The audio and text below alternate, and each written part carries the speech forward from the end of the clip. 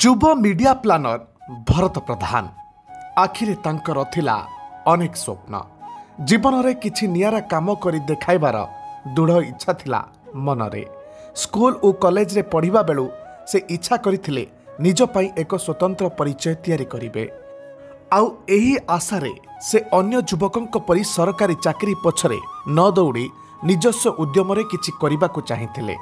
निज भितरे थिबा सृजनशीलता को उज्जीवित करथिले। एहा परे तांकर आरंभ होइथिला नयागढ़ बोत्सा गाँव राजधानी भुवनेश्वर को यात्रा।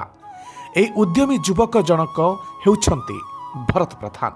आज जने युव मीडिया प्लानर भावे से ओडिशा गणमाध्यम रे खूब जनाशुना। मेलापी मनोभाव निज काम प्रति निष्ठा और समर्पित मनोभाव भरतंकु आज जने सफल युव मीडिया प्लानर रो परिचय देइछि। 25 वर्षीय भरतंक नयागढ़ जिला बोदोसा ग्राम रे जन्म। से नीलमाधव महाविद्यालय कंटीरू सोशियोलोजी रे पाठ पढ़ा पर निजर स्वप्न को साकार करने को गाँ छाड़ीते। भुवनेश्वर आरंभ करथिले संघर्ष जीवन। भुवनेश्वर आसीबा परे आरंभ करथिले पेंटिंग इवेंट मैनेजमेंट और समाज सेवा। से इवेंट मैनेजमेंट लाइन रे क्रिएटिव हेड प्रणय जेठी को निजर गुरु मानती। से ही भरत को शिखाइतिले इवेंट परिचालना उपाय और कौशल।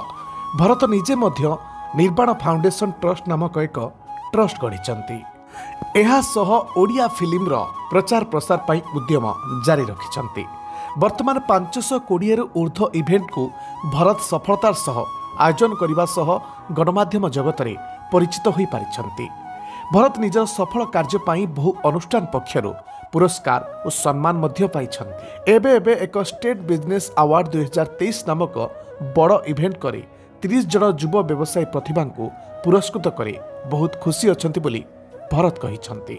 जने उद्यमान युवक भावरे एबे भरत निर्वाण फाउंडेशन नामक एक ट्रस्ट तैयारी करिछंती। ए ट्रस्ट द्वारा विभिन्न इवेंट और छोट पिला मानकु सहयोगर हाथ बढ़ाइछंती और से भरत मोशन नामक एक इवेंट संस्था करिछंती।